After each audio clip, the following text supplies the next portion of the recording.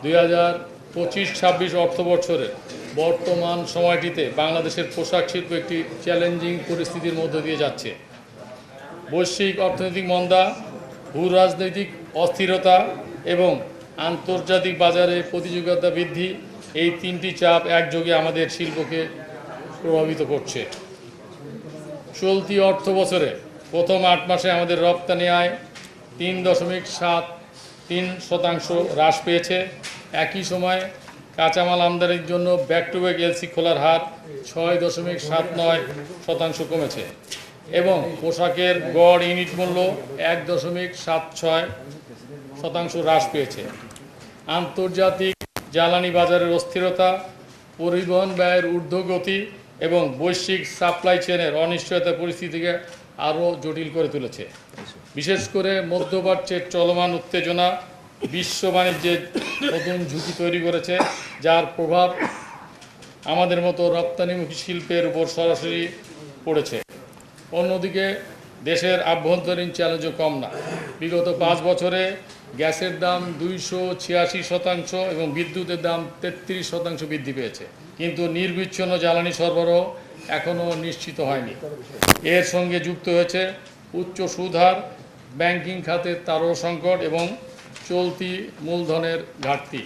বিজিএমের সদস্যরা শ্রমিক ভাইদের প্রতি তাদের দায়বদ্ধতা অংশ হিসাবে তাদের ঋণের চাপ থাকা সত্ত্বেও এবং অনেক ক্ষেত্রে ব্যক্তিগত তহবিল সংগ্রহ করে উদ্যোক্তারা শ্রমিকদের বেতন ভাতা এবং ঈদের বোনাস প্রদান করেছেন।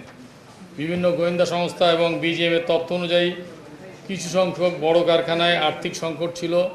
আমাদের সংগঠনের পক্ষ থেকে উদ্যোক্তা, ব্যাংক, শ্রমিক ফেডারেশনগুলোর সাথে সমন্বয় করে কারখানাগুলোর বেতন ভাতা পরিশোধ আমরা নিশ্চিত করেছি।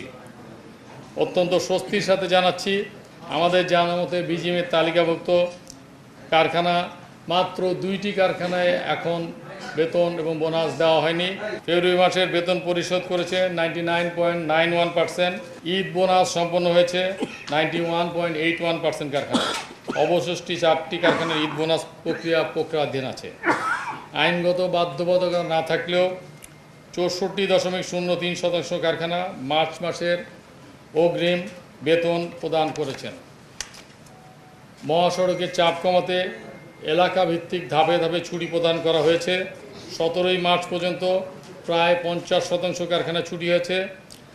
গতকাল ছুটি দেওয়া হয়েছে এবং আজ ও আগামীকাল বাকি কারখানাগুলো ছুটি প্রদান করবেন। আমরা অত্যন্ত কৃতজ্ঞতার সাথে স্মরণ করছি বর্তমান ব্যবসা বান্ধব এবং শ্রমিক বান্ধব সরকারের বিশেষ নির্দেশনার কথা। সরকারের সময়োচিত পদক্ষেপে শ্রমিকদের ফেব্রুয়ারি মাসের বেতন পরিশোধের জন্য আমরা সহজ শর্তে ঋণ পেয়েছি এবং দ্রুততম সময়ে 2500 কোটি টাকার নগদ সহায়তা ছাড় করা হয়েছে। অতীতে যেটা হতো, প্রতিটা ঈদের আগে 1500 কোটি টাকার মতো নগদ সহায়তা ছাড় করা হতো, যেটা 3 মাসের আমাদের পাওনা। এবার 5 মাসের সমপরিমাণ নগদ সহায়তা প্রদান করা হয়েছে। আপনাদের জ্ঞাতার্থে জানাতে চাই, আমাদের সদস্যরা যেই নগদ সহায়তা পান তার প্রায় 8-9 মাসের সহায়তার ক্রমান্বয়ে পুঞ্জীবিত অবস্থায় থাকে, যেটা ছাড় করা হয়নি, হতো না।